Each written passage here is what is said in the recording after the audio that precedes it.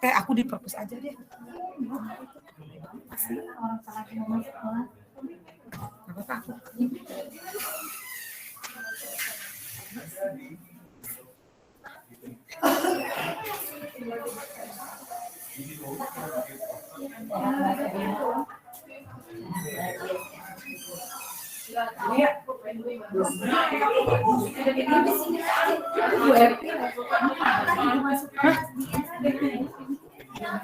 Perpustakaan belum buka. Oh, ya Allah.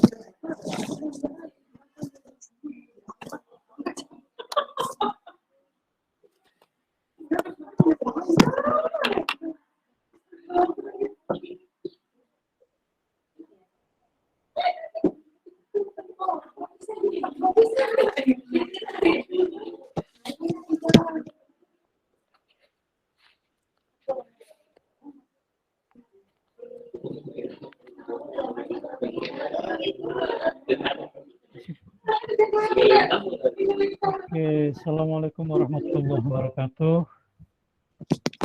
Waalaikumsalam warahmatullahi wabarakatuh. Ini bisa membaca saya ya.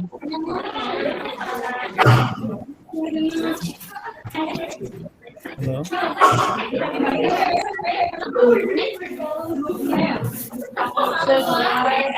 Sebelumnya suara saya bisa didengar dengan jelas? Bisa dengar. Bisa. Ini baru 20.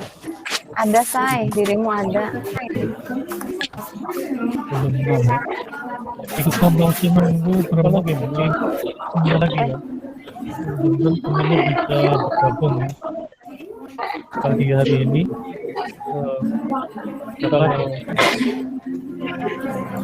Sebenarnya kita mulai jam 8 ya, tapi tadi saya lihat yang hadir baru sebagian.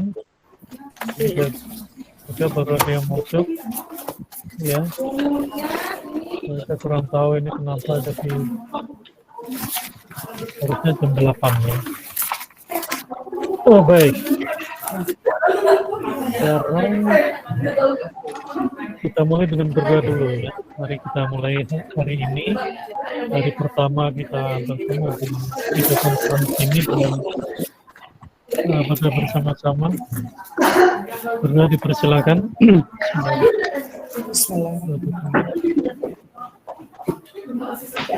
Ya,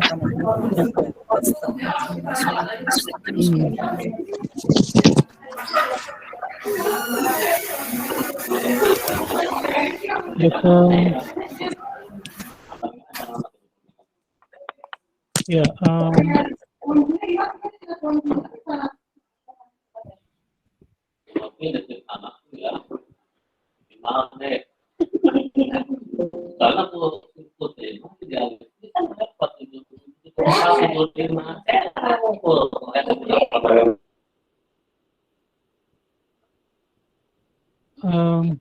iya betul. Mic-nya dimatikan dulu ya, supaya mendengar suara saya.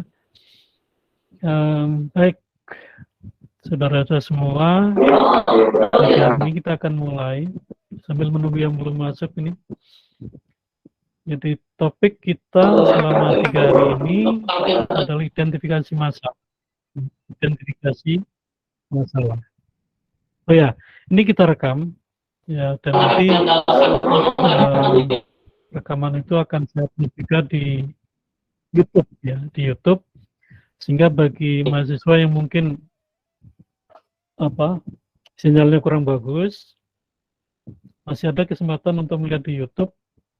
Ya. Nanti akan saya berikan linknya, dan juga sebagaimana biasa saya akan melakukan survei ya. Nah, survei nanti akan saya lakukan berkaitan dengan yang pertama tentang bagaimana menyikapi ini, kemudian yang kedua tentang ketentuan peraturan perundang-undangan yang terkait dengan guru profesional itu. Ini semuanya dari Jawa Barat ya, kelihatannya ya, kalau menurut Mas kemarin. Iya Pak. Iya Pak. Alhamdulillah iya Pak, dari Jawa Barat. Baik. Dari Jawa Barat. Ya, baik. Oke, jadi pendekatan yang dilakukan dalam PPG ini sedikit berbeda dari PPG sebelumnya. Jadi kalau sebelumnya itu, sebelum ini diperkenalkan problem-based learning, ya, problem-based learning. Nah, dalam PPG kali ini digabungkan ya antara problem-based learning dan project-based learning. Jadi ada penggabungan antara dua pendekatan itu. Itu kelihatan di layar ya.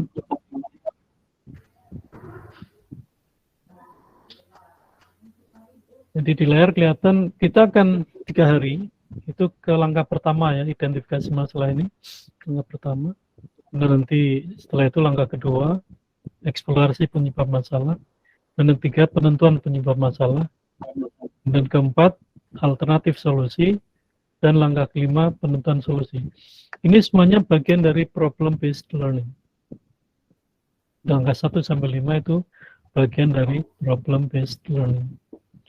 Nah, bagian ke langkah ke-6, pembuatan rencana aksi, kemudian rencana evaluasi, itu kemudian diikuti langkah ke-8, dan langkah 9 itu adalah bagian dari project-based learning. Meskipun tidak utuh ya, tapi ini bagus kombinasi antara dua pendekatan pembelajaran yang sekarang sedang ngetren ya di berbagai negara, termasuk di Indonesia. Nah, sebenarnya pendekatan yang lebih tepat untuk ini ada juga ya. Jadi ada juga, misalnya ini pendekatannya adalah pendekatan classroom action research, ya, classroom action research. Baik, kita akan fokus ke tugas kita, yaitu identifikasi masalah. Ya. Langkah pertama itu identifikasi masalah. Langkah pertama yang kemudian diikuti langkah kedua, langkah ketiga, kemudian baru kita masuk ke kegiatan ketiga, desain pembelajaran, keempat praktek pembelajaran. Ini secara umum kegiatan PPG ini. Nah, 3 hari atau 19 JP. Jadi hari ini nanti kita akan Vicon 3 JP, Yang pagi itu 90 menit, kemudian nanti yang siang 60 menit ya, 60 menit. Ini masih di langkah pertama.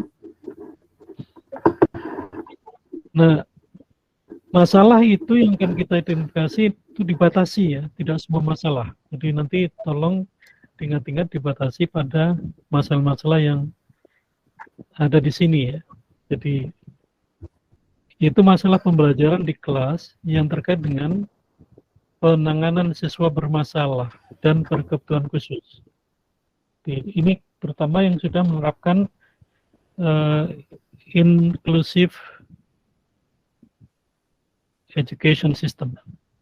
Saya kurang tahu apakah di sekolah-sekolah mahasiswa ini semuanya atau sebagian sudah menerapkan pendidikan inklusif itu atau belum. Nah, kalau belum berarti berkurang masalahnya ya. Jadi saya ada pengalaman membimbing, mengajar dan membimbing mahasiswa yang berkebutuhan khusus itu memang membutuhkan perhatian khusus, membutuhkan penanganan khusus, membutuhkan layanan khusus, semuanya serba khusus. Ya. Dan kalau yang bermasalah ini pasti nanti akan berkaitan dengan masalah-masalah akademik ataupun non-akademik. Nanti tolong diidentifikasi siswa bermasalah ini bermasalahnya di mana? Di akademika atau di non-akademika? Ya.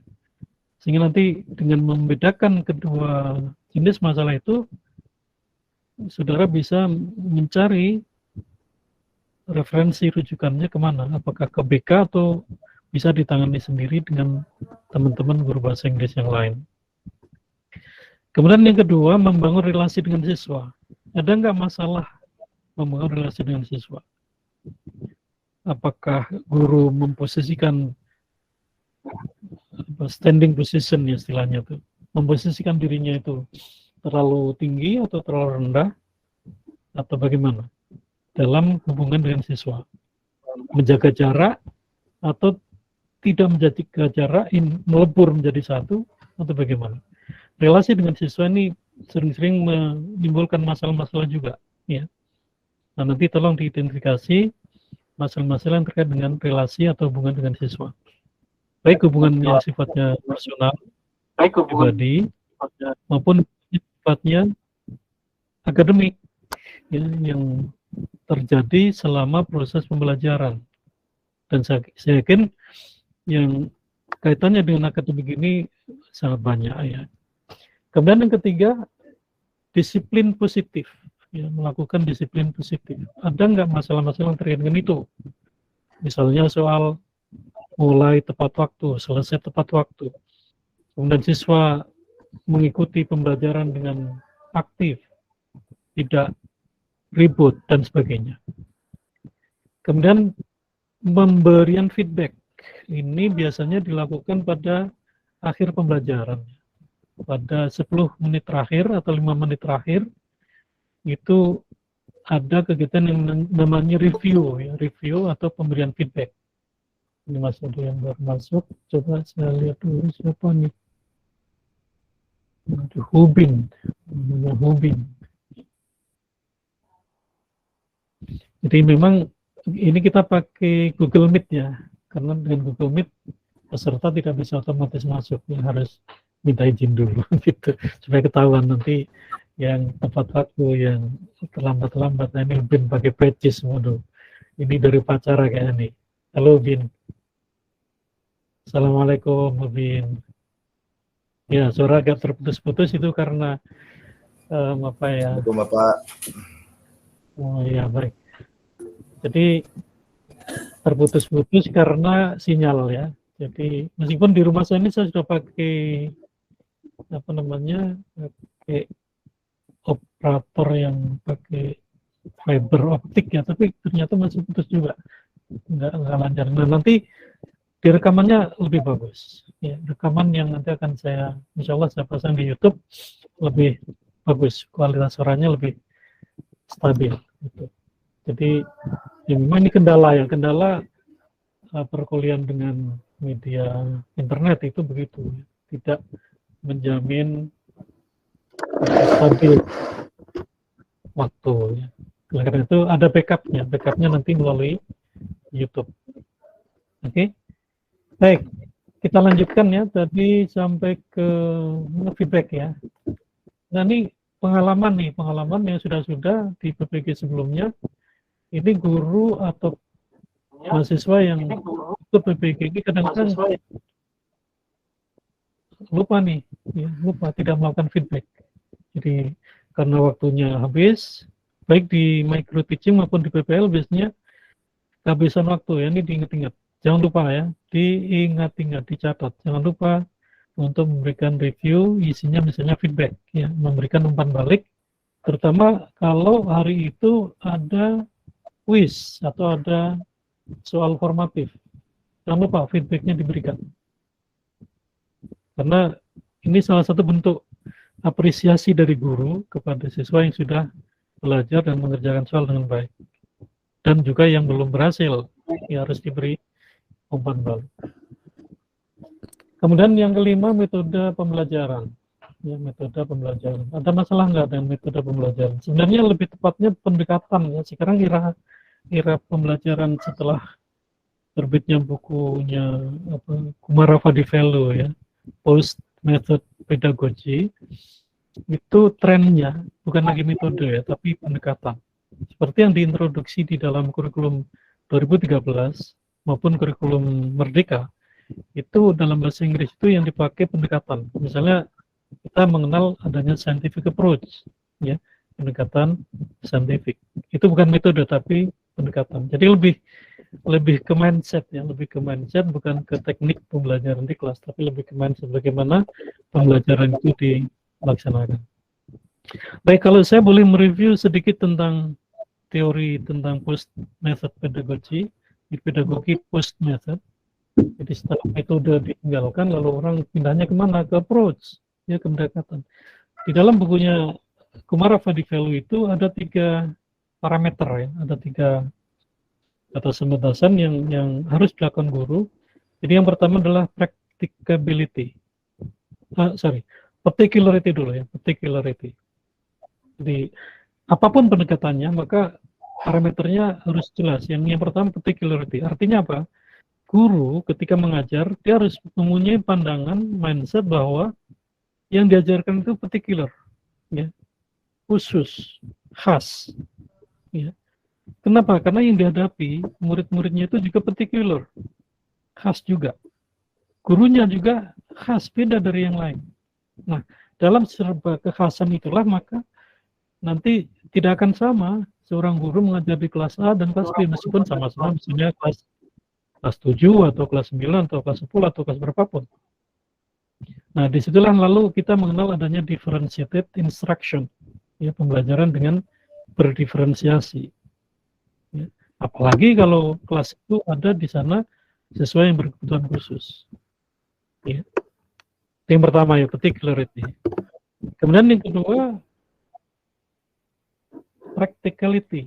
Ya, practicality. Ya, practicality. Jadi apapun yang diajarkan di kelas itu harus mempunyai nilai praktis. Ya. Jangan mengajarkan sesuatu yang tidak praktis, yang tidak dipakai dalam kehidupan nyata. Ya. Nah, ini di kurikulum Merdeka ini ada masuk ya keterampilan literasi ya, dan numerasi ya. Nah, coba ketika saudara-saudara nanti mulai membawakan materi-materi itu, carilah teks-teks yang memang dekat dengan kehidupan mereka, sehingga memiliki nilai kepraktisan yang memang tinggi gitu. Kenapa? Karena kalau sesuatu itu tidak mereka butuhkan, mereka tidak perlukan dalam kehidupan nyata, mereka tidak akan tertarik. Mereka akan mengalami gejala-gejala disinterestedness gitu ya. Mereka mulai lari dari kelas. Ya. Mereka lalu mungkin mencari-cari kesibukan yang lain. Ya. Itu parameter practicality. Kemudian yang ketiga terakhir yaitu possibility. Possibility. Itu bisa, ini semuanya bisa dibaca di bukunya Kumara Vadivelu ya. Itu dia seorang keturunan India yang menjadi dosen di Oxford University di London. Dia menulis buku dan buku ini sangat populer ya, karena itu mengubah paradigma pembelajaran. Ya. Nah, possibility ini apa? Apapun yang diajarkan oleh guru di kelas itu harus membuka kemungkinan baru bagi siswa untuk belajar lebih jauh. Ya. Tidak berhenti di situ. Ya. Tidak berhenti di materi itu lalu sudah. Ya. Biasanya guru-guru kan kalau yang punya kebiasaan agak kurang sabaran dikit gitu, karena mungkin dia mengidap ya apa yang istijal gitu ya, jadi suka tergesa-gesa gitu, itu udah anak-anak itu aja, nggak usah kemana-mana ya, itu diapalin, yang penting diapalin. Nah, ini nggak cocok. Era sekarang ini nggak bener ngajar kayak gitu, itu bukan guru yang bener gitu ya, itu guru eranya metode, guru era tahun 70-an, 80-an ke sana gitu. Mungkin ini Mbak Zuhani belum lahir ya tahun 70-an gitu kan, belum ya, saya yakin belum. 80-an mungkin ada sebagian, 90-an mungkin sebagian besar ya, atau 2000. Jadi itu udah ditinggalkan cara-cara begitu. Kenapa? Karena guru ditantang untuk ya menyampaikan materi-materi yang memang membuka kemungkinan-kemungkinan baru bagi siswa untuk belajar lebih jauh. Ya. Artinya harus ada satu dorongan, tantangan kepada siswa. Ya anak-anak, ini materi ini bisa dikembangkan. Kalian boleh cari di YouTube, boleh cari di manapun, di internet, di mana-mana. Ya, coba nanti cari, kalau udah ketemu, bandingkan dengan materi yang Ibu ajarkan hari ini. Jadi ada possibility, ada kemungkinan pengembangan di situ. Nah, itu yang membedakan cara pandang kita sebagai guru atau sebagai pendidik era metode. Ya. Kalau kita mengadakan metode langsung, metode tidak langsung, metode apa macam-macam ya, grammar translation method, GTM, ada audio lingual method ya. Nah, sekarang sudah ditinggalkan itu. Sekarang kita beralih ke approach, ya, problem based learning itu approach, ya, pendekatan. Project based learning itu approach juga. Scientific approach, ya, itu namanya aja approach ya. Lalu ada apa lagi? Ya yang kita akan terapkan nanti problem based learning dan project based learning. Ya, baik, metode ya. Jadi nanti ada nggak masalah di situ. Kemudian masalah motivasi. Ya, ini harus subjektif ya. Guru jangan jangan sebelah mata melihat persoalan motivasi ini. Karena yang saya dengar dalam berbagai penelitian saya selalu guru itu menganggap murid tidak bermotivasi, motivasi rendah. Kenapa? Karena mereka anak desa, mereka waduh kasihan mereka gitu ya. Ya, emang siapa yang anak kota gitu? Saya ini anak desa waktu kecil gitu ya. Jadi jangan mengunderestimate anak desa lalu tidak pintar bahasa Inggris ya. Jangan. Hilangkan itu ya, pandangan-pandangan itu. Hilangkan pandangan-pandangan yang menganggap siswa itu rendah gitu karena status sosial ekonomi dan sebagainya. Ya, harus ditinggalkan itu. Nah, kalau masih ada masalah motivasi, mungkin perlu minta tolong teman yang memang punya kemampuan di situ menguji motivasi mereka dengan misalnya psikotes gitu ya. Jadi kita jangan sok tahu lah sebagai guru ini. Kalau kita nggak ngerti, udahlah serahkan pada ahlinya. Ya, kalau saya kembali ke ajaran agama kan begitu kan, serahkan sesuatu kepercayaan itu pada ahlinya. Karena kalau nggak pasti akan hancur. Ada orang yang tidak ahli mengerjakan sesuatu ya pasti tidak akan hancur. Pasti akan hancur, akan kacau paling nggak gitu.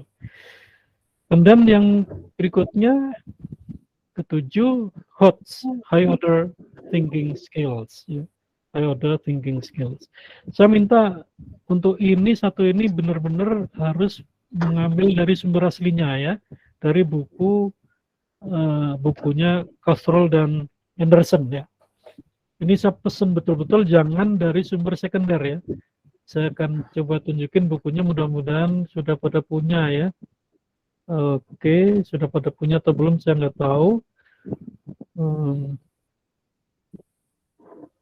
Mudah-mudahan sudah pada punya ya. Buku ini ada di internet, bisa di-download. Ya. Jadi kalau sampai belum punya ya apa istilahnya, kebangetan apa ya? Kalau bahasa Sundanya apa? Kebangetan itu. Ngerti nggak bahasa Jawa kebangetan? Nah ini bukunya ini. Ya, bukunya ini judulnya ya. A Taxonomy for Learning, Teaching, and Assessing. Hanya 168 halaman ya, nggak banyak banget. Jadi oleh Anderson dan Krathwohl. Tim ya, editornya banyak.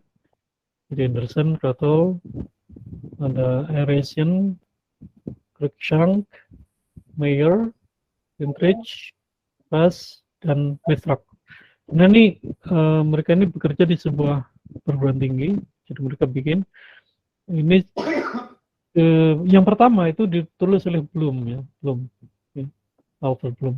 Tapi kemudian Bloomnya meninggal, kemudian revisinya dilakukan oleh tim yang lain. Waktu itu yang satu tim ada Krathwohl, kemudian dia revisi. Nah di dalamnya itu berisi penjelasan tentang itu ya. Ada lots, ada hots itu. Jadi yang ABC itu lots, yang D kemudian EF itu hots. Ini ada di bukunya ya. Tolong nanti jangan nanti ya, sekarang kalau perlu sekarang nyari buku itu. Ada di internet. Silakan dicari. Karena saya nanti akan banyak mengacu ke buku ini. Ya. Dan ini juga nanti bisa dipakai untuk membantu ketika membuat RPP ya, membuat RPP. Jadi RPP bukan dengan sumber yang yang nggak jelas ya, tapi dengan sumber yang pasti, yaitu dari buku aslinya punya Anderson dan Krathwohl. Baik, karena saya baca sih buku-buku yang membahas HOTS itu, ada yang ini dari mana ini ngambilnya gitu ya, dari mana gitu, sehingga cenderung membingungkan.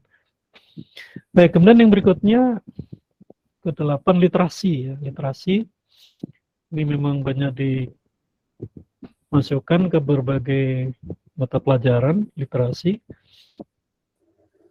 Banyak buku yang membahas tentang literasi dan numerasi ini. Coba saya tunjukkan contoh-contoh bukunya ya.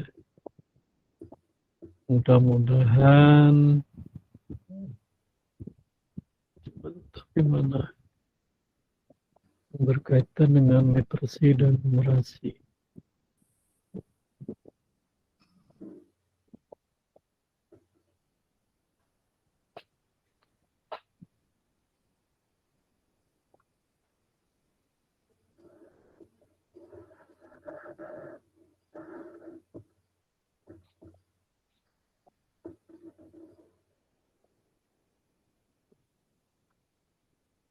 Ini benar di mana ya?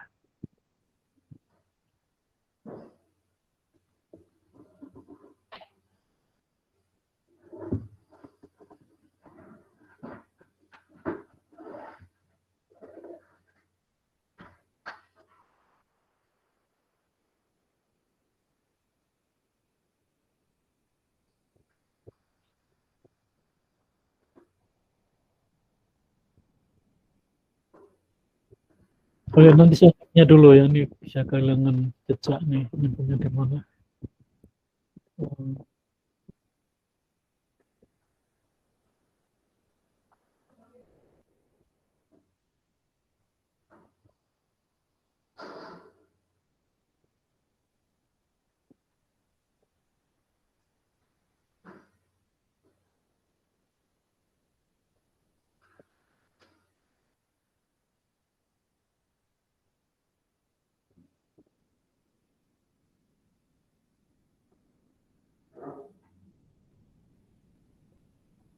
Kalau yang ketemu computational thinking ya.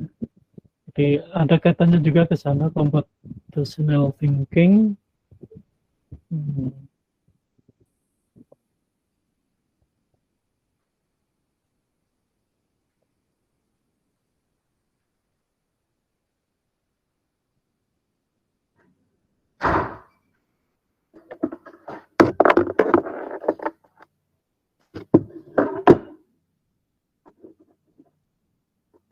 Oke, nanti kalau sudah ketemu saya tunjukin ya yang literasi dan numeracy. Kemudian yang berikutnya miskonsepsi. Ya. Ini miskonsepsi biasanya arahnya ke guru ya, ke guru. Jadi guru yang mengalami salah pemahaman ya, salah mengerti tentang sesuatu. Maka saya anjurkan betul referensi harus kuat ya, referensinya harus kuat. Jadi jangan sampai membuat kesalahan-kesalahan ketika mengajar. Ya. Misalnya saya pernah menjumpai guru mengajarkan kalimat pasif, ya. Kemudian dia bandingkan dengan kalimat pasif dalam bahasa Indonesia. Ya. Itu proses apa namanya resepsi ya, psikologis yang terjadi di siswa itu akan terjadi miskonsepsi karena di sana ada dua konsep yang berbeda, ya, konsep bahasa Inggris dan konsep bahasa Indonesia. Ini contoh miskonsepsi ya, sehingga siswa ini nanti akan cenderung untuk selalu menggunakan acuan bahasa Indonesia ketika belajar bahasa Inggris, padahal konsepnya beda, gitu ya. Konsep tata bahasa Inggris dan konsep tata bahasa Indonesia itu beda, ya, itu sangat beda. Itu miskonsepsi. Ada nggak kesalahan-kesalahan seperti itu yang terjadi di siswa, ya, masalah-masalah seperti itu yang muncul di siswa. Misalnya mereka cenderung misalnya menggunakan semua kalimat menggunakan am misalnya, atau menggunakan is semua ya, I is, she is, you is, itu miskonsepsi juga. Atau setiap dia menggunakan kata menggunakan the gitu ya, pokoknya asal nulis kata pakai the gitu. Nah, itu juga miskonsepsi. Kemudian yang berikutnya pemanfaatan teknologi dalam pembelajaran. Ya, ada nggak masalah? Terutama ini terjadi 2 tahun ke belakang ya, ketika pembelajaran daring ya. Itu ada teknologi yang bermasalah, termasuk hari ini kan ada masalah juga kan teknologi. Di sinyal tidak stabil sehingga suara terputus-putus. Assessment ya, assessment istilah lain dari penilaian atau evaluasi ya. Assessment, ada masalah enggak assessment, baik assessment di awal pembelajaran, assessment di saya ini diminta tolong oleh satu sekolah untuk melakukan assessment awal ya.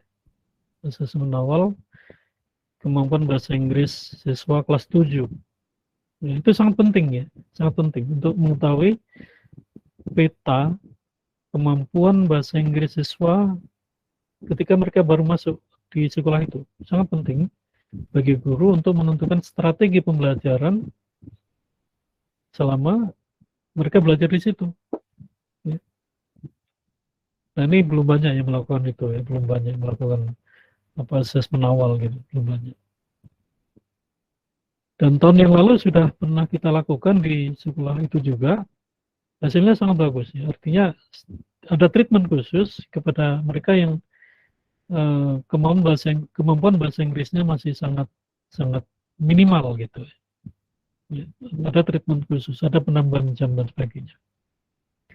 Baik, kemudian interaksi dengan orang tua siswa. Ada masalah enggak? Interaksi dengan orang tua siswa. Kemudian menggunakan model-model pembelajaran inovatif. Model-model pembelajaran inovatif. Misalnya menggunakan model pembelajaran aktif, kolaboratif, learning, misal gitu ya. Di RPP tulisnya active learning, tapi prakteknya 1 jam pelajaran guru yang ceramah gitu. Itu masalahnya bukan hanya ada, tapi itu masalahnya besar gitu. Jadi kalau sudah ditulis, guru ingin menggunakan model pembelajaran active learning, ya, ia harus berilah kesempatan pada siswa untuk aktif, bukan active teaching ya. Jadi active learning itu artinya yang aktif siapa? Siswa. Ya. Kalau active teaching, nah itu baru kayak saya ini active teaching, ya. Dosen itu active teaching, ya. Karena saya sudah menyampaikan hal yang sifatnya konsep, gitu ya. untuk konsep memang banyak bicara, ya. Jangan sampai nanti terjadi miskonsepsi, ya. Nah, sementara di sekolah itu dalam bahasa Inggris, tuntutan guru ini kan guru harus mampu membuat mereka menjadi siswa yang memiliki communicative competence, ya, memiliki kompetensi komunikasi. Itu yang digariskan dalam kurikulum 2013 maupun kurikulum Merdeka. Nah, kompetensi komunikasi itu ada 6 unsurnya, ya, dan semuanya keterampilan, ya. Jadi nggak usah banyak-banyak ceramah lah guru gitu, ya. Jadi misalnya ada kompetensi linguistik, kompetensi linguistik yang muncul misalnya soal grammar, soal vocab, ya, soal pronunciation, soal punctuation marks. Itu nggak usah banyak ceramah, nggak usah berteori kayak dosen begitu, nggak usah, langsung aja praktek gitu, ya, langsung praktek. Kalau perlu pakai misalnya sekarang yang lebih pakai teknologi, ya, Grammarly misalnya, itu akan sangat membantu mereka dalam melihat kesalahan-kesalahan tata bahasa maupun structure. Oke? Jadi pesan saya nih, ya, nanti harus ada perubahan gitu. Ya, kalau selama ini guru ini dominan, ya, saya semester kemarin meneliti, ya, ada 158 guru itu, saya teliti dari berbagai daerah. Itu ketemunya berapa? Hampir semua guru, hampir 70% guru itu masih aktif teaching. Jadi mereka proporsi di kelasnya 60-40, mereka ngomong 60%, muridnya 40%, itu masih aktif teaching. Yang bagus gimana? Dibalik, 40-60, gurunya 40%, muridnya 60%. Kenapa? Karena tujuannya membuat mereka menjadi komunikator yang handal dalam bahasa Inggris. Ya. Jadi kalau gurunya ngomong terus, kapan mereka belajar ngomong? Ya. Kapan mereka belajar berdialog? Kapan mereka belajar berdiskusi? Kapan mereka belajar menulis? Ya. Karena gurunya ngomong terus. Ya. Tuh, ya. Tolong ini dicatat betul. Salah satu perubahan penting, ya, yang harus terjadi setelah nanti saudara-saudara lulus PPG, gaya mengajarnya diubah, ya, teaching style-nya diubah dari active teaching menjadi active learning. Benar-benar itu, jangan hanya ditulis di RPP tapi prakteknya enggak, ya. Prakteknya masih active teaching, enggak, jangan, ya. Harus benar-benar aktif. Saya ngomong ini karena saya sudah meneliti dan hasilnya seperti itu. Jadi saya beri pilihan itu kan, bagaimana proporsi kegiatan guru dan siswa, 80-20, ya, 60-40, 50-50, atau 40-60, atau 20-80. Nah, ternyata hasilnya tadi hampir 70% pilihannya masih 60-40, gurunya 60, muridnya 40. Itu belum active learning. Itu artinya masalahnya sangat besar gitu, ya, di model-model pembelajaran inovatif. Oke. Misalnya menerapkan, saya pakai model ini Pak, diskusi atau fokus group discussion, silakan. Tapi harus benar-benar, kalau diskusi itu yang aktif bukan gurunya, tapi muridnya. Gurunya jadi fasilitator aja gitu, ya. Kayaknya ini loh, saya tuh dapat kesan begini, guru-guru ini kalau nggak ngomong tuh kayaknya nggak, ada yang nggak lengkap gitu, ya. Ibarat orang bikin sambal gitu tanpa tanpa cabai gitu kali, ya. Jadi memahami mengajar itu kayaknya mengajar itu sama dengan ngomong gitu loh. Itu harus diubah, ya, harus diubah. Saya kalau ngajar statistik, saya kan ngajar statistik juga, ya.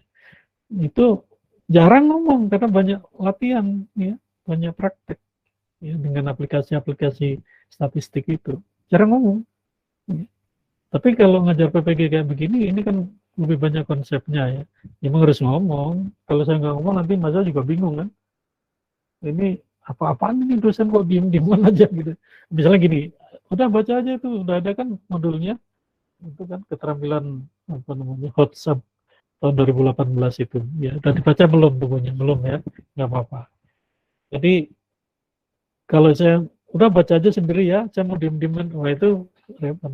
Oke? Oke, nah sekarang yang berikut, yang terakhir, masalah terkait lainnya yang menjadi tugas keseharian guru berdasarkan pengalaman setelah saat menjadi guru. Ya, ini selain yang ditentukan ini ya, selain yang berapa nih, 5, 6, 7, 8, 9, 10, 12, 13, 14 ya. Jadi yang 15 nih yang lain-lain lah, yang tidak tercantum di 15 tadi. Nah ini nanti yang akan kita 3 hari ini kita coba identifikasi ya. Tetapi sebelum itu saya ingin bertanya dulu nih supaya tidak pada ngantuk. Problem itu apa sih? What is problem? Ada yang mati, laptopnya mati tiba-tiba. Nah. Silakan, siapa yang mau jawab? What is problem? Masalah, Pak. Nah, itu bukan what is, itu sinonim, itu translation. Waduh, ini guru gimana nih? Ya. Jadi gini nih, harus mulai biasakan kalau ketemu saya terutama ya. Kalau saya bertanya, jangan asal jawab. Karena saya nggak butuh jawaban seperti itu. Ya. Saya butuh jawaban yang pakai enough thinking, berpikir mendalam. Ya. Izin, Tapi Pak. jangan pakai lagi. Ya, Silakan. untuk izin menjawab, Pak. Silakan. Oh iya. Ya, sudah. Kalau menurut pandangan saya, problem atau masalah itu sesuatu yang harus diselesaikan secara terukur dan terstruktur. Oke. Seperti itu. Terima kasih, Pak. Oke, thank you. Ini pendapat saya ya. Jadi Andri ini termasuk penganut mazhab Meruya. Meruya itu menurut pendapat saya. Gitu ya. Nggak apa-apa. Ya. Namanya jika hari pertama ketemu saya harus begitu. Ya. Tapi nanti hari kedua harus berubah ya. Tidak boleh meruya-meruya ya. Harus menurut pendapat pakar. Ya, minimal menurut kamus gitu. Ya. Oke. Ada yang ngacung tadi? Dian, Eka. Ya, Oke, saya silakan. Pak Iskandar, Pak. Dian Eka. Yang ngacung Dian Eka nih. Mohon izin, Pak. Ya. Permasalahan, Oh, yang masalah bicara Pak ya. What is problem? Rubin, ya, Rubin. Buat saya, Pak. Ya. Ya, Iskandar Putra Yogi. Problem, kalau melihat dari katanya itu, masalah itu adalah sesuatu yang muncul dari suatu kejadian, Pak. Ya, ada suatu peristiwa, ada suatu rencana di mana tidak sesuai dengan rencana, maka itulah masalah. Nah, muncullah suatu pemikiran bahwa ketika masalah ini muncul, maka kita harus mencari solusi untuk mencari jalan keluar agar apa yang sudah direncanakan itu bisa berjalan dengan baik, lancar. Jadi ada masalah muncul, ya. Ya, Pak, bisa. Terus apa? Saya dengar. Oh ya. Jadi masalah itu muncul apabila terjadi sesuatu tidak sesuai dengan apa yang sudah direncanakan.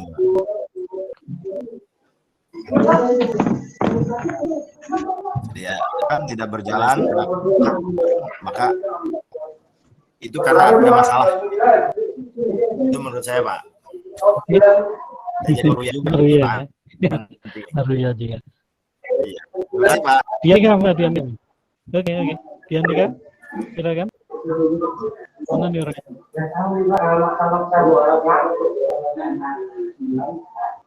Oke, silakan. Dian Eka. Kabarnya nggak jelas. Udah dibuka mic-nya tapi belum ngomong. Oke, baik. Saya bantu ya. Saya bantu. Saya membuka kamus nih. Membuka kamus.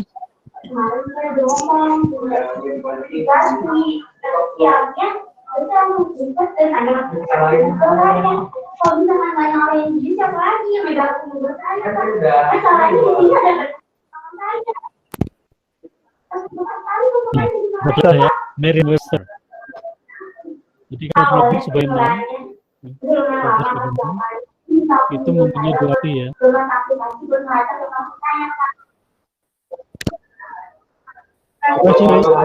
Consideration solution. Itu dalam penelitian inquiry ya, atau dalam suatu masalah solusi gitu, itu adalah pertanyaan. Jadi kalau orang meneliti selalu diminta membuat suatu permasalahan. Apa problem penelitian Anda? Jadi waktu bikin skripsi masih ingat ya, apa problem penelitian Anda? Atau bisa juga dalam matematika itu atau fisika, proposisi ya, pernyataan gitu, atau hipotesis.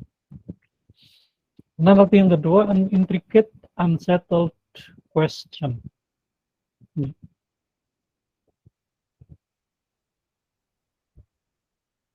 Jadi satu persoalan yang belum selesai, belum terjawab.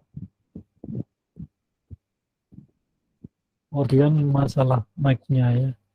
Oke. Kemudian source of perplexity, distress, or vexation. Jadi sumber-sumber kesulitan, sumber-sumber tekanan. Ya. Difficulty and understanding or accepting. Kesulitan dalam memahami atau dalam menerima sesuatu. Ini kira-kira ya gambaran tentang problem.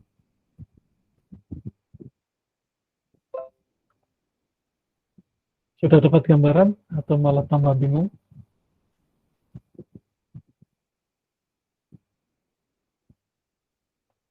Ya.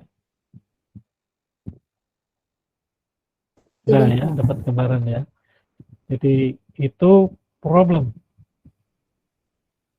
Nah, kalau kita kaitkan dengan kegiatan kita hari ini dan 2 hari yang akan datang, kira-kira yang mana yang paling tepat untuk mendefinisikan problem itu?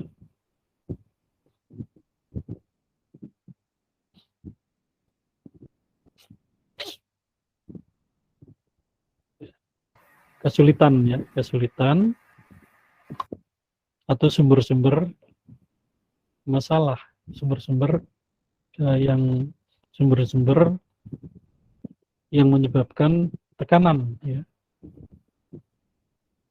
Nah, secara umum problem itu kalau dalam penelitian ya, dalam penelitian itu discrepancy.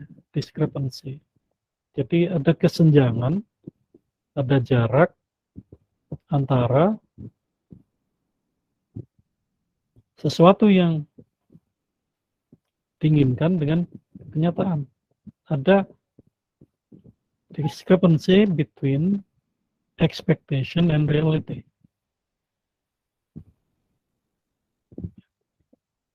Ada jarak antara keinginan dan kenyataan.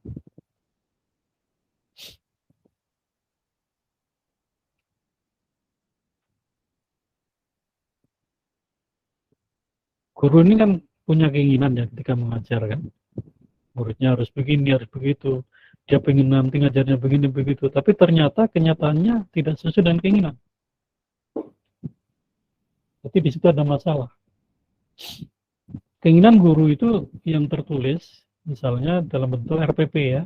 RPP itu sebuah perencanaan kan. Perencanaan nanti kalau ngajar ini, kegiatannya ini. Tetapi kenyataannya, realitanya, tidak semua yang ditulis di situ dilaksanakan. Mungkin lupa, mungkin waktunya habis, ya. Atau mungkin siswanya ribut gitu ya.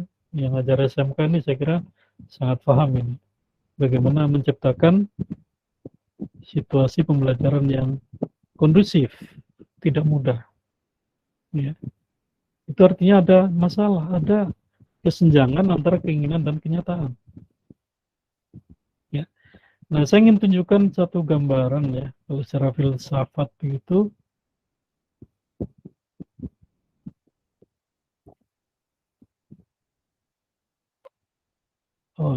salah, bukan ini.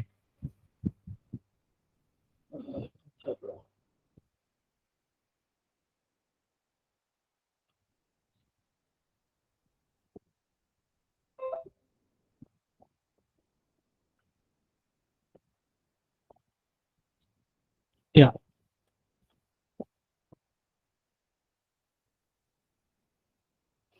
jadi dalam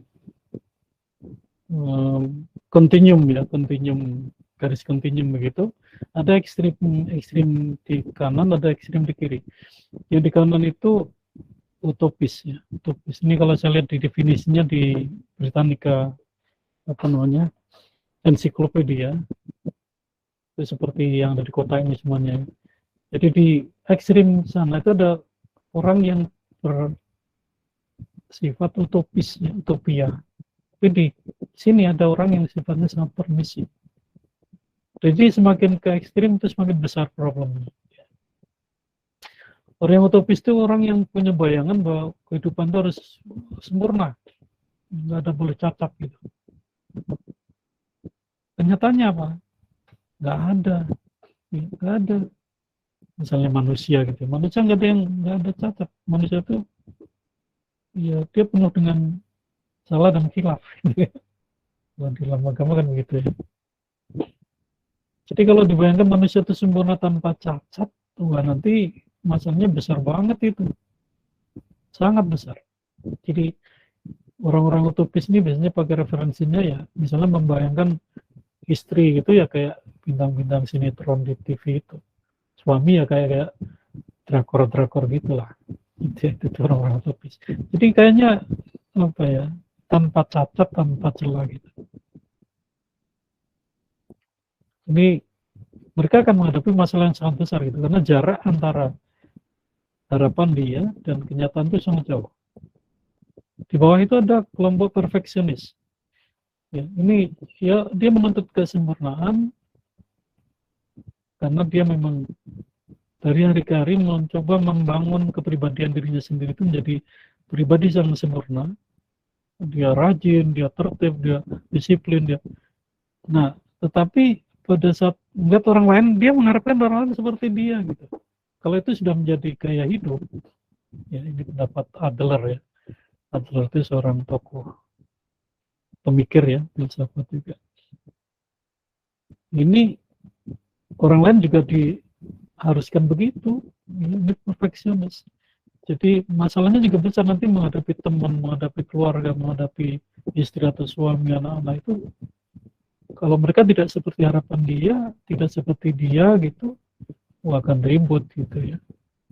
Kamu kenapa sih jadi orang kok males amat gitu? Ini masa piring udah 15 menit nggak dicuci tuh di apa di wastafel gitu. Ya, baru 15 menit ya. Karena dia biasanya mengembangkan kebiasaan mencuci piring tidak lebih dari 1 menit. Ini perfeksionis. Jadi dia menginginkan orang lain seperti dirinya yang sudah perfect gitu. Ini juga besar masalahnya. Lalu ada realis, orang yang ya hidup ini kan harus damai gitu ya. Dia harus menghadapi kehidupan secara apa adanya. Dan dia bisa menarik membuat garis pemisah antara pribadinya dan orang lain. Ya kenyataannya begini, mau apa lagi? Itu semua realis. Nah, di bawah itu ada kompromi. Jadi orang-orang yang mampu menciptakan mekanisme defense mechanism sebagai strategi untuk menghadapi atau menemukan solusi. Ya. Kalau dia menghadapi masalah, dia tidak akan berangkat dengan idealisme, dengan sebuah utopia atau dengan perfeksionisme, enggak.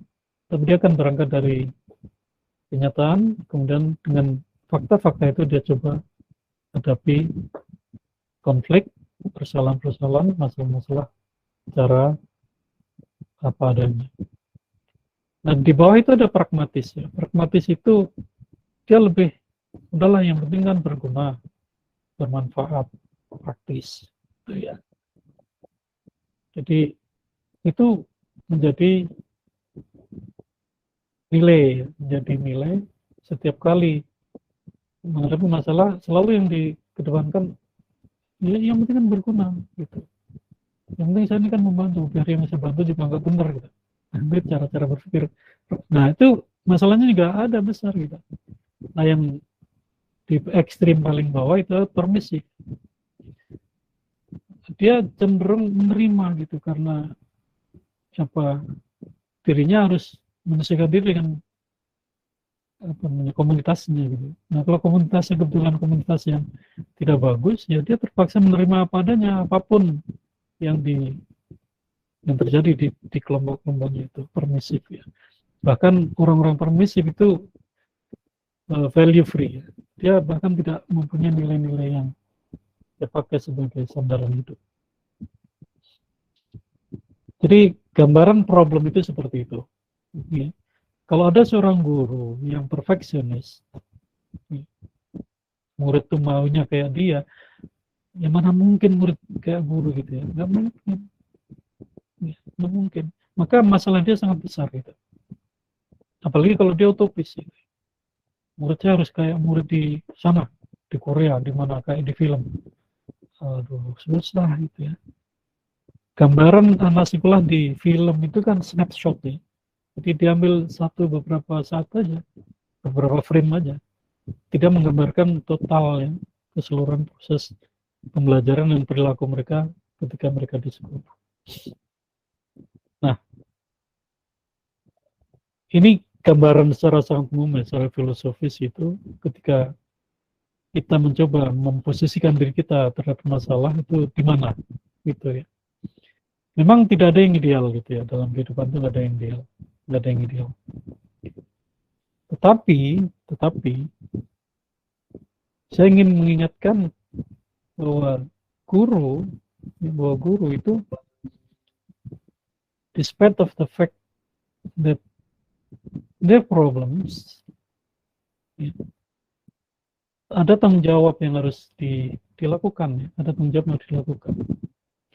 Saya ingin tunjukkan ini aja deh. Jadi ini tanggung jawab yang kira-kira nanti akan membantu mereduksi ya, mengurangi persoalan atau permasalahan di pembelajaran itu. Dan ini saya ambilkan dari undang-undang, artinya semua ini perintah undang-undang ya.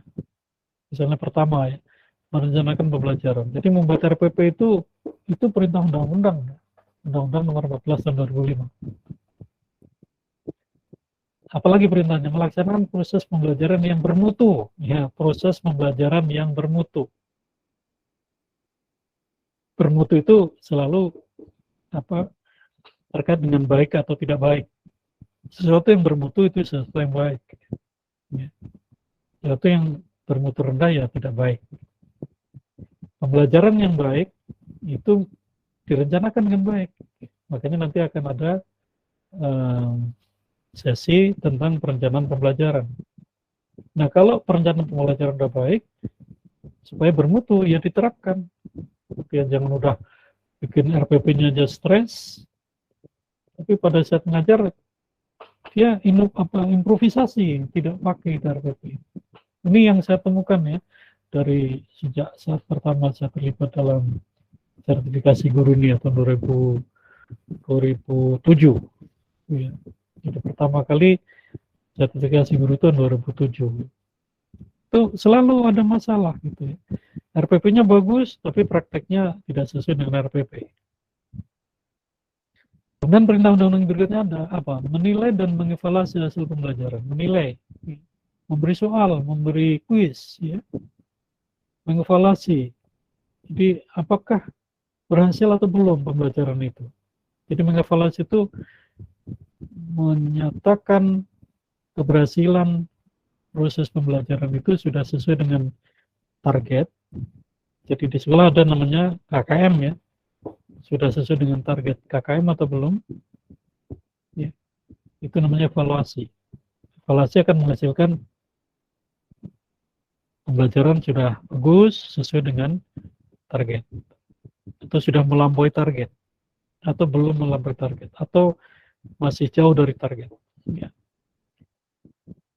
Kemudian yang kedua, meningkatkan dan mengembangkan kualifikasi akademik dan kompetensi secara berkelanjutan. Jadi tidak berhenti di sini di PTG, tapi harus terus berkelanjutan. Tidak ada kata berhenti dalam belajar.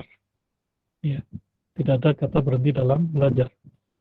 Istilah yang populer, belajar sepanjang hayat. Ya, itu ya.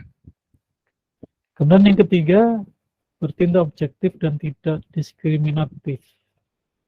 Objektif artinya meninggalkan pertimbangan-pertimbangan pribadi, ya. Misalnya, waduh, anak ini kayaknya nggak sopan, saya nggak suka. Ya, oke lah, lupakan dulu itu. Ya. Kalau objektifnya apa? Ya, saya guru, dia murid. Konteks relasinya antara guru dan murid. Tugas guru yang paling pokok adalah mendidik. Ya, mendidik. Ya. Kemudian yang keempat, menjunjung tinggi peraturan. Saya tunjukkan tugas guru itu apa sih yang paling pokok. Nih, ini di undang-undangnya sama. Guru adalah pendidik profesional dengan tugas utama mendidik. Ya. Tugas utama mendidik. Bisa perlu ada lain ya, tugas utama mendidik. Jangan lupa, jadi soal-soal tadi relasi, waduh ini kurang nyaman, kurang enak dan sebagainya, lupakan dulu. Kenapa? Karena tugas utama mendidik. Ya, kalau rusak hubungan itu karena masalah pribadi, senang nggak senang, tersinggung nggak tersinggung, ini akan tidak bisa terlaksana dengan baik. Tugas utama akan terhambat. Ya. Jadi mendidik itu lebih luas daripada mengajar, ya. Membimbing, mengarahkan, melatih, menilai, dan mengevaluasi. Jadi nanti kalau sudah lulus kemudian mendapatkan predikat sebagai guru profesional, jangan lupa ini, ya. Definisi yang ada di undang-undang itu, guru profesional itu ya, yang mendidik itu tugas utamanya melalui pengajaran, pembimbingan, pengarahan, pelatihan, penilaian, evaluasi, baik di sekolah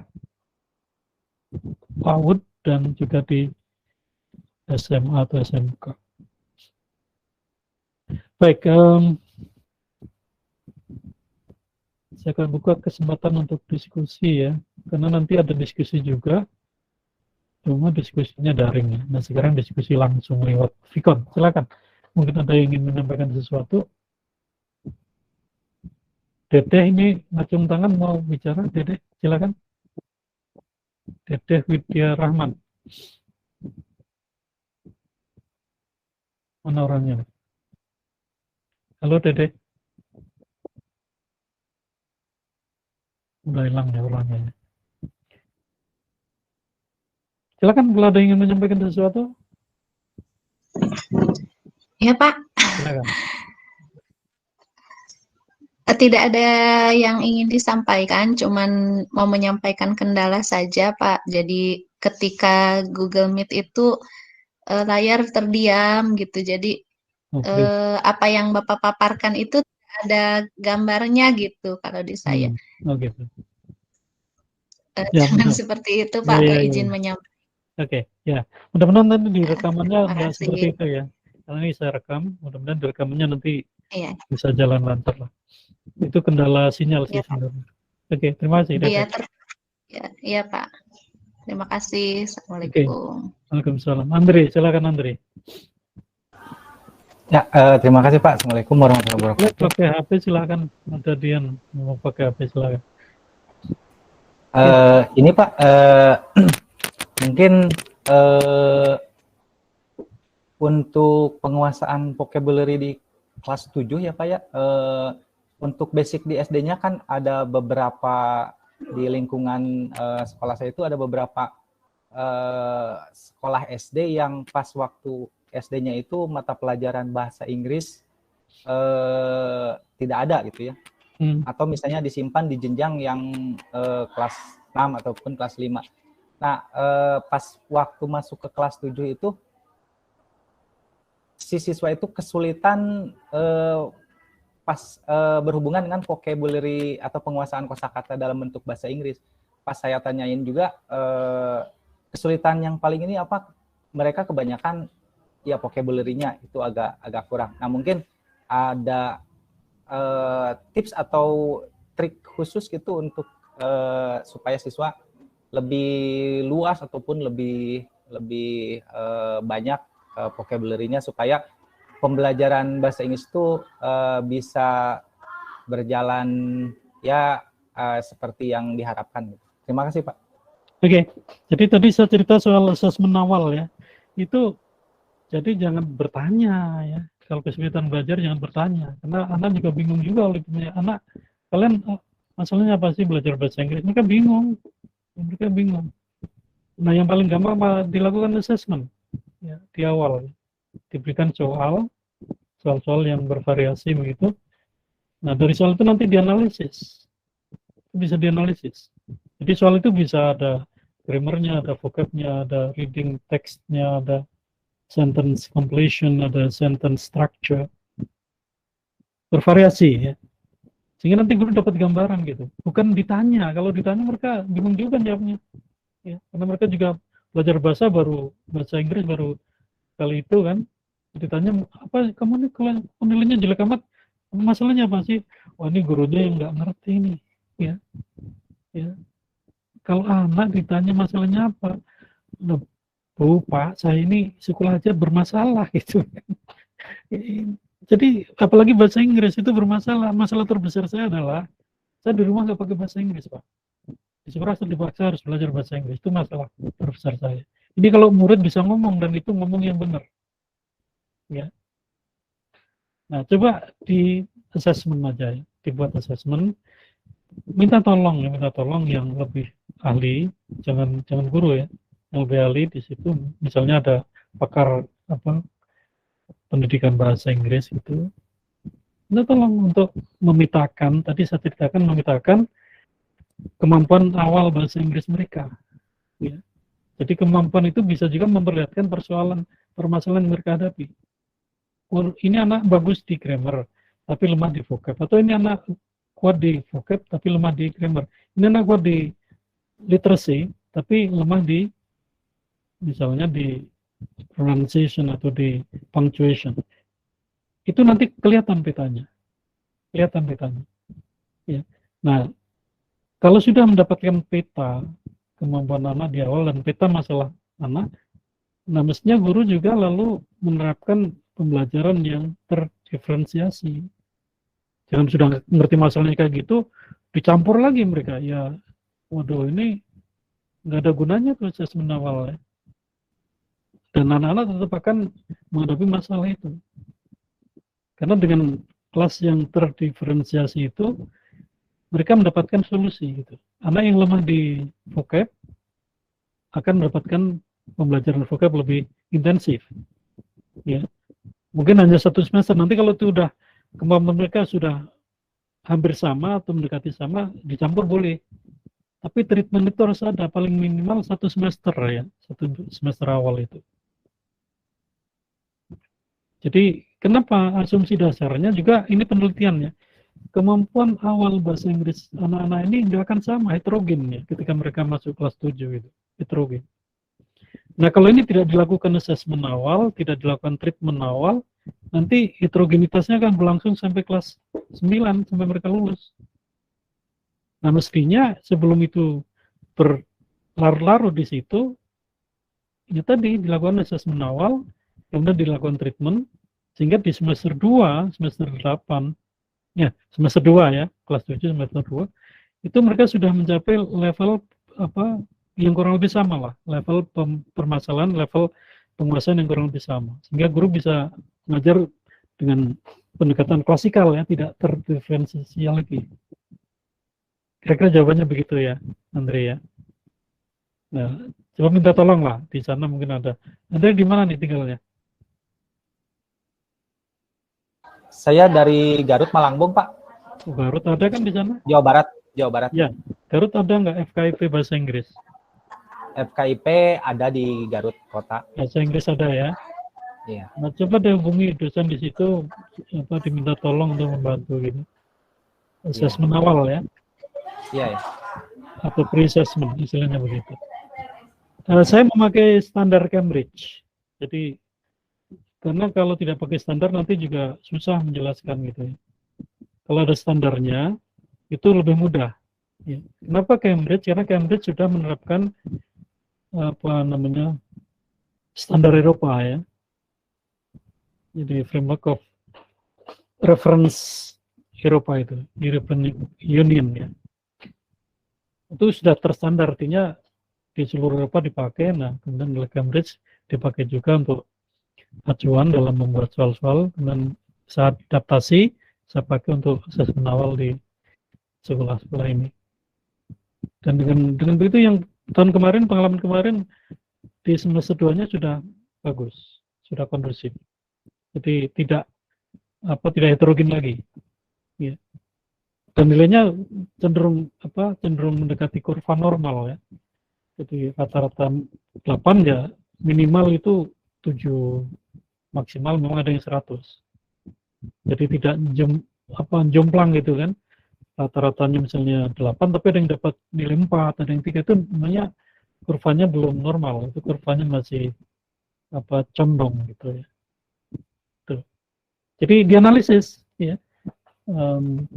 Tidak berhenti tes awal lalu selesai, enggak. Nanti ada itu programnya setahun ya. Jadi kalau minta tolong kira-kira seperti itu, nanti jadi tes awal, pemetaan, treatment, kemudian nanti masuk semester 2 itu dinilai lagi hasilnya kayak apa. Ya. Jadi tidak hanya sekali tes lalu udah, enggak. Ya. Dan saya yakin dosen-dosen itu akan senang membantu ya. Dengan senang nanti akan membantu. Ya. Meskipun nggak usah dikasih duit nggak apa-apa. Karena dosen itu kan tugasnya ada 3 ya. Yang pertama mengajar, mendidik yang sama dengan guru. Lalu yang kedua meneliti, melakukan penelitian, itu wajib. Ya.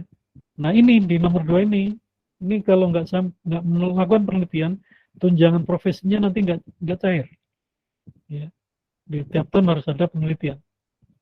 Nah ini asesmen awal ini bisa masuk penelitian, bisa juga masuk yang ketiga, pengabdian pada masyarakat. Ya. Jadi dosen biasanya kalau udah penelitian udah deh, sekarang udah nggak apa-apa saya bantu pengabdian masyarakat. Nah itu mereka tanpa dibayar pun akan senang. Ya. Jadi nggak usah mikir nanti bareng gimana, enggak lah. Ya. Kalau ada dosen yang pasang tarif ya udah forget it gitu ya, forget him atau her gitu. Itu dosen yang tidak perlu diminta tolong gitu. Nah pada umumnya pasti mau, ya. Karena memang itu tugas, itu di undang-undang ada ya, Tridharma Perguruan Tinggi, Undang-Undang nomor 12 tahun 2012. Itu perintah undang-undang. Di tugasnya ada 3 itu kan, pengajaran, penelitian, dan pengabdian pada masyarakat. Itu ya. Nah yang lain juga begitu ya. Jadi tolong nanti kalau ada yang dekat-dekat di situ, kalau saya sih jauh ke sana ya, saya dekat saya bantu deh. Baru jauh banget ya. Dari Jogja jauh amat. Tapi kalau misalnya bisa secara daring, bisa lah nanti pakai Microsoft Form ya. Sekolah biasanya kan pakai Microsoft ya. Pakai Microsoft Form kan. Nah itu saya pakai juga. Ya. Kalau untuk penelitian di sekolah saya pakai itu Microsoft Form. Karena biasanya anak-anak sekolah lebih terbiasa dengan itu. Oke, silakan yang lain. Terima kasih Andre. Ya Dian, silakan Dian.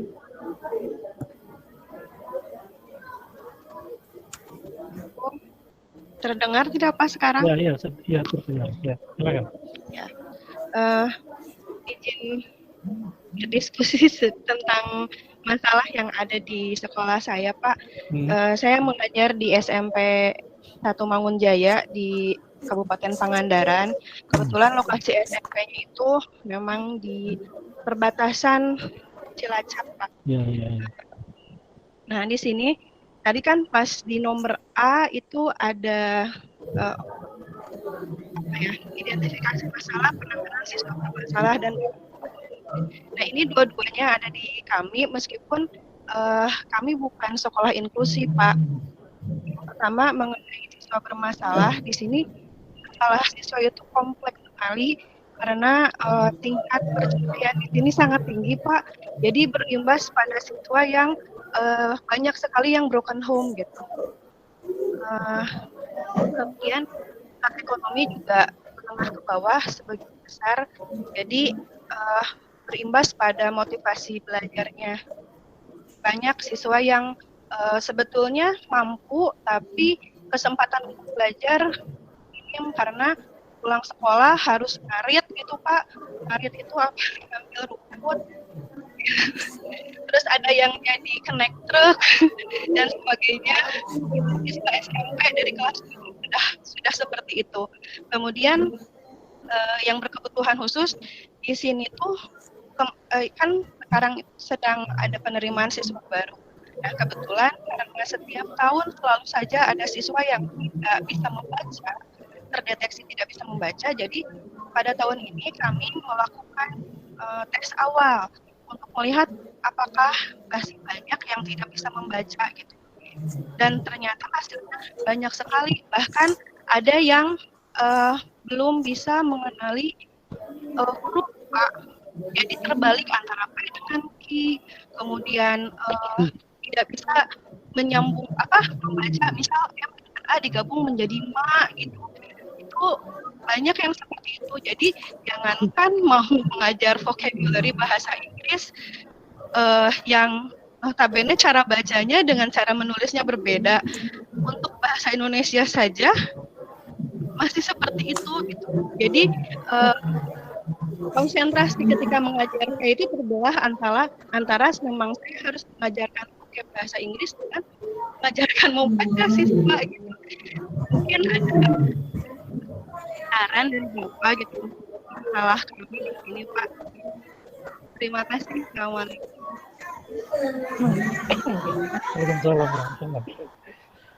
Terus selama ini guru ngapain? Tapi siswa ini begitu. Apa yang dilakukan guru?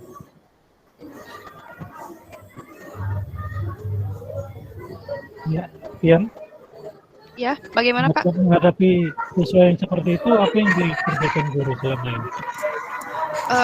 Kalau untuk yang penanganan masalah, kami juga untuk selalu bekerja sama dengan mereka,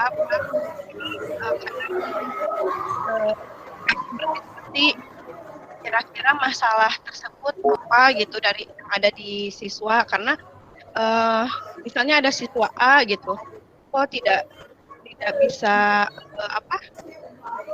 tidak bisa konsentrasi misalnya, kami telusuri masalahnya, kemudian diskusi dengan mereka bagaimana penanganannya, karena mungkin mereka lebih psikologi daripada kami gitu. Kalau untuk yang tidak bisa masih kami diskusikan Pak bagaimana, karena kalau kami adakan misalnya les setelah pulang sekolah, itu pun memicu keberatan dari orang tua karena kan siswa setelah pulang sekolah itu banyak yang diperbantukan di rumahnya gitu, apakah membantu ke sawah atau misalnya bekerja di sektor yang lain gitu. Jadi ini pun masih kami bicarakan, belum bisa kami menemukan solusi apakah harus bagaimana gitu.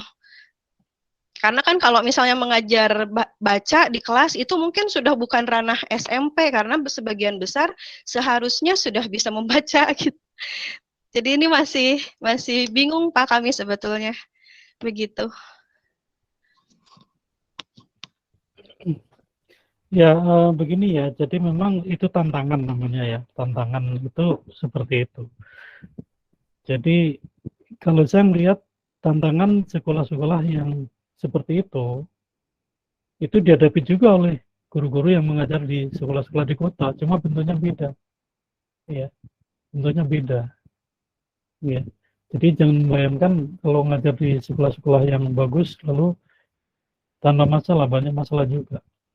Ya. Ini yang pertama ya. Jadi pekerjaan guru memang pekerjaan yang berhadapan dengan masalah. Ya. Sehingga kalau saya memberi motivasi pada guru, selalu saya bilang begini, Jadi kalau misalnya, oke lah, kita dia bisa mengajar mereka menjadi anak yang pintar. Minimal kita sudah mencegah mereka untuk tidak keluyuran kemana-mana. Ya. Jadi ada apa namanya, ada apa istilahnya baseline gitu ya, ada target minimal gitu.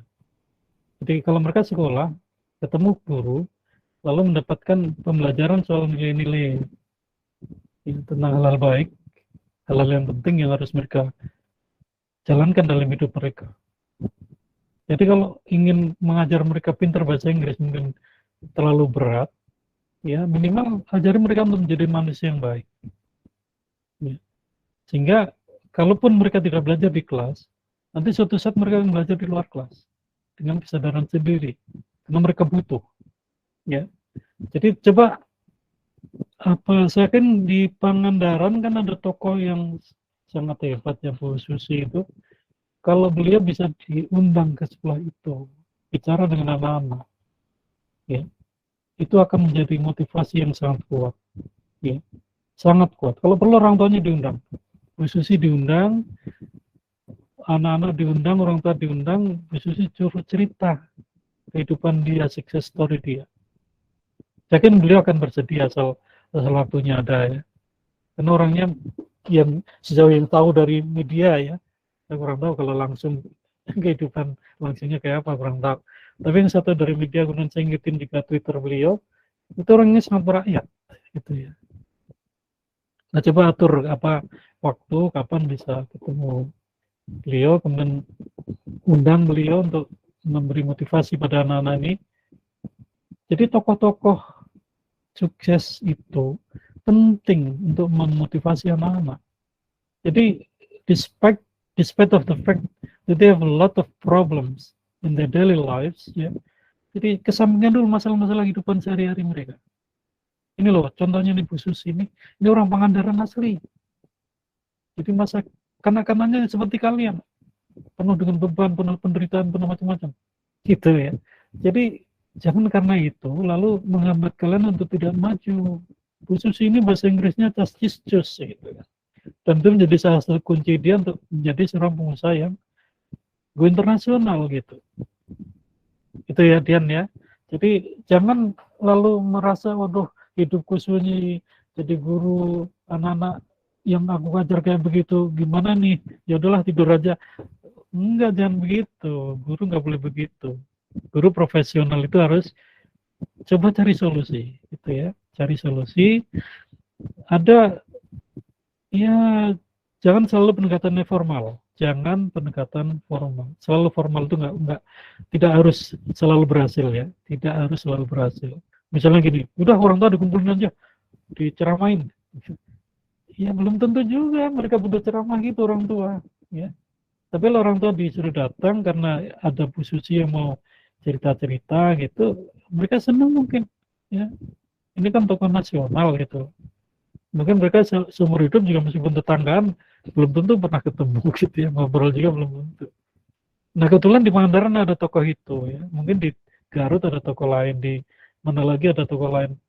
Coba itu bawa ke sekolah ya, daripada guru capek, marah, capek nyeramahin apa nasihatin gitu, undang orang itulah, orang-orang terkenal itu bawa ke sekolah, mereka yang cerita, nggak usah nasihatin anak-anak ini. Kalau dinasihatin ya apa ya, bosan juga gitu.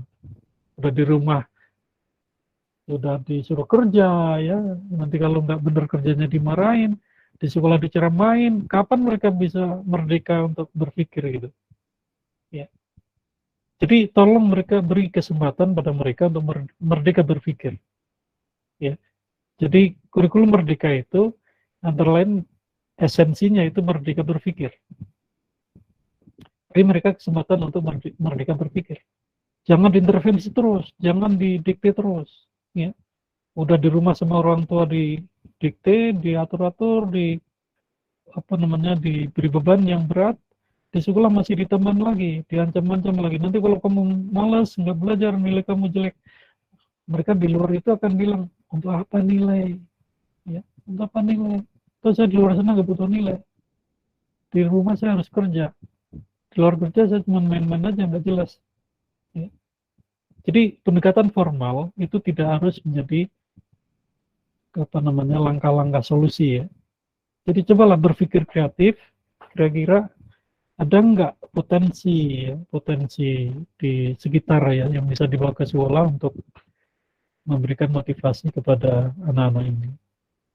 Oke, Dian ya. Aduh, ini waktunya udah lebih ya. Nanti kita masih ketemu lagi, jangan takut ya. Ika dan Evi ya, nanti jam 1 nanti ya. Jam 1 kita ketemu lagi di Vicon. Nah, selebihnya waktu antara ini nanti silakan didiskusi ya, soal-soal tadi. Nanti saya khusus yang satu slide tadi nanti saya bagi di grup yang 14 persoalan itu ya. Saya bagi di grup biar ingat itu apa yang harus didiskusikan. Nah, selebihnya nanti diskusi sampai dengan jam 12 ya, sebelum istirahat. Oke, saya kira begitu untuk pagi ini. Terima kasih atas perhatian dan kesungguhannya. Mudah-mudahan apa yang saya sampaikan bermanfaat dan ada gunanya gitu ya.